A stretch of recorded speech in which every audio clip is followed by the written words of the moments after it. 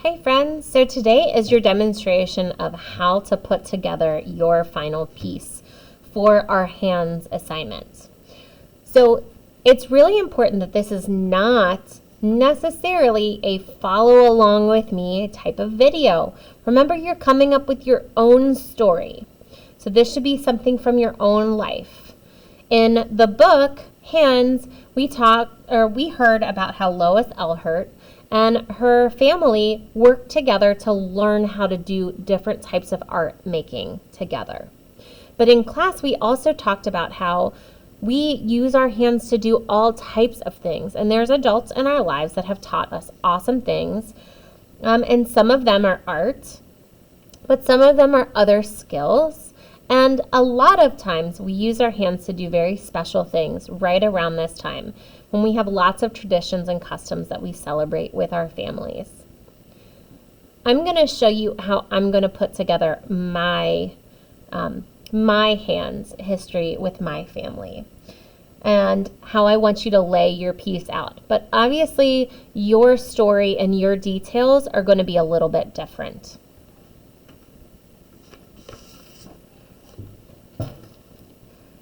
So the first thing you want to do is you want to use the big 12 by 12 inch square piece of white paper that I gave you. That's the paper that's specific for this project. So I gave this to you because that way you're going to have plenty of room to put 2 hands on your paper, but also add in at least those 5 other visual details that are going to help you to tell your story. The first thing you want to do is you want to draw 2 hands. Remember that these hands are representing you and the adult that you learned how to do something from, that you are using your hands to make something together. So if you want, you can trace your hands. My hands are obviously way bigger than yours, so they fill up a whole lot more paper. I'm just going to go ahead and draw them. If you want to challenge yourself, go ahead and try to draw your hands. Also, even if you trace your hands or draw your hands, remember those specific details about hands, the little wrinkles on the knuckles and your fingernails and maybe some jewelry that you might add. So I'm going to sketch out my hands here. My thumb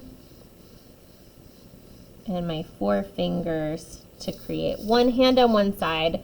And I like to draw this like these hands are reaching across a table, that they're working together. And then I'm going to draw in between them those individual details. Let me go and darken up my hands real quick. I'm going to try to draw the rest of this in Sharpie so you can see clearly, but hands are really tricky. So feel free to trace your hands if you want to, or to draw them. Okay, so for mine, one hand is representing me. The other is representing my grandma, Mary Jane.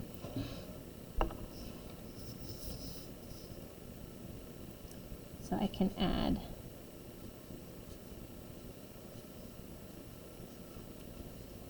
fingernails. You can add those little lines. For the knuckles, you can add little bracelets. I have lots of bracelets on. I can add my rings. Okay, so don't forget those details. All right, I'm going to finish up these details real quick and then talk about the next step. So, hands are step number 1. Step number 2 is we're going to create a border. If you have a ruler and want to use the ruler to help you with your border, you can do that. The actual width of the ruler is actually absolutely perfect for making your border here. And your border is going to go behind the 2 hands that you drew. That's why we went ahead and drew those first. So we could pretend I had a ruler here and I could trace the lines, or I can just do my best to draw them. I am leaving about 1 inch for my border. We're telling a narrative art piece, and we were going to include our sentence that tells about this tradition. about this making that we're doing together, about the creating that we're learning to do with someone in our family. Which means we do need some space to write those words. If I made my border this tiny, I'd have a really hard time writing my story. So this is the space around the outside where I'm going to write my story of what's happening in the middle that tells about my family tradition of making. Okay, now in the inside, I'm going to draw at least 5 details that tell me more about what's going on in this picture. Okay, so I have 2 things that are going to put together to tell my story. I'm going to have my sentence around the outside, and I'm going to have all my visual clues, all the images that I'm drawing to represent what's happening in the picture. Okay, so for mine, my Grandma Mary Jane always made my most favorite thing in the whole world, and that's her pineapple fluff. It's a really special dessert that I always requested for my birthday instead of a cake. And so as I got older, I asked her to teach me how to make it. And now I'm the person in my family who still knows how to make it, and most holidays when we get together, I make and bring pineapple fluff. I know that pineapple fluff will be something that my family will eat together during the holidays when we celebrate. Eating pineapple fluff together for holidays has definitely become a tradition for my family. So my story is going to go around the outside.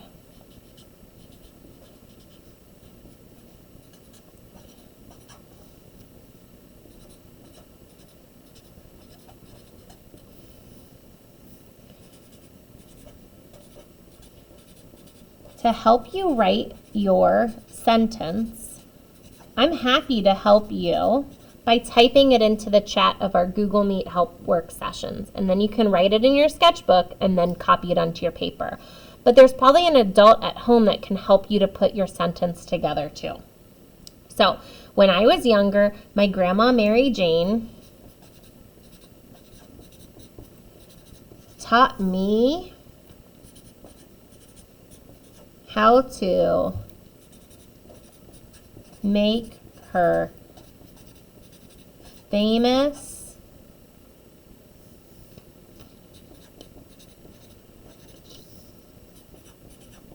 pineapple fluff. I make it every holiday for my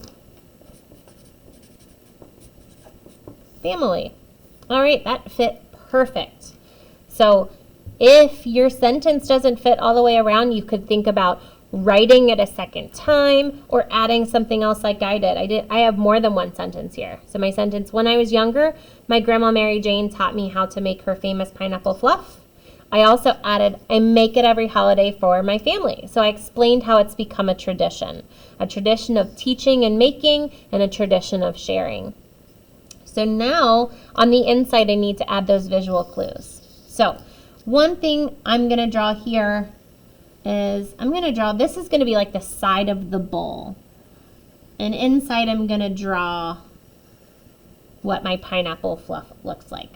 So pineapple fluff is this really great recipe where we make, and it's kind of just lumpy. So I'm just going to kind of do some lumpy bits, and then I'll draw little squares and cylinders to represent some of the ingredients. So to make pineapple fluff, my grandma makes a homemade from scratch pudding, not from a box. And she makes it from the pineapple juice. And then we add in, once it cools down, we hand whip some really fresh whipped cream. So to represent that,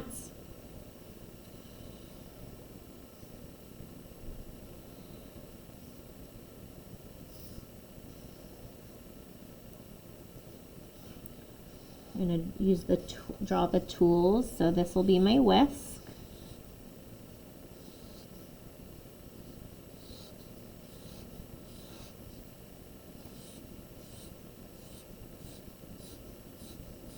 Okay, so we whip together fresh whipped cream, and that gets fold it into everything else. Oh, my spoon's a little lopsided. Whoop. If I was using an eraser, I'd go and erase that and fix that, but this is my spoon. Okay, so I'm drawing the tools that we used. Okay, I have the finished product. Well, how about some of my ingredients here? So you can't have pineapple fluff without pineapple. So we whip some fresh whipped cream, and then we put the pineapple chunks in.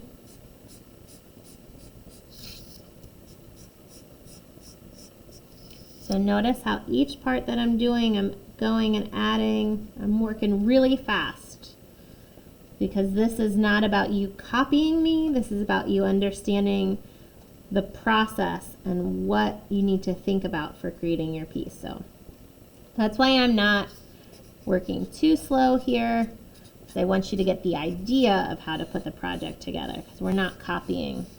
You did not have a grandma named Mary Jane who taught you how to make pineapple fluff. That's just my story. Okay, so I have my bowl of pineapple fluff. I have my whisk for whipping together the whipped cream. I have my spoon for stirring all the ingredients together and for stirring the pudding together when we cook it on the stove.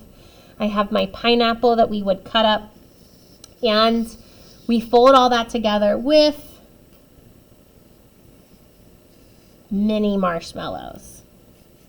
So this is going to be my bag of marshmallows, and I'm actually going to write marshmallows on here. This is my bag of marshmallows. Okay, and marshmallows look like little cylinders. So I would spend more time trying to make these look more like marshmallows. But I'm going to have them spilling out on my bag and into the middle here. Okay, so you can see I'm filling up this space here. I might think about what other things I could draw or add together. But I think this looks pretty good. I've pretty much filled the space. I guess if I wanted, I could also draw little pieces of the pineapple all cut up. I could add the knife that we would use to cut a pineapple. Okay, so think about some of the things that you use, the tools and the ingredients, okay, or the tools and the supplies that you would use to make something together. So there's my hands piece. The only thing I have left to do is color, and I can use any of the coloring supplies that I have to color this in. Use the markers or crayons. I could use both. I could also use colored pencils or any other supplies I have around my house to add the color to my piece, to really color it in and make it bright and fun and colorful. I hope that you have fun sharing with me the story of a tradition of making that you have with your family. We'll be brainstorming a lot so that hopefully when you're ready to get started with this video, you already know exactly what story you want to tell with your narrative art piece. Can't wait to see your finished pieces. Don't forget to color it in. That's the thing I'm going to do next.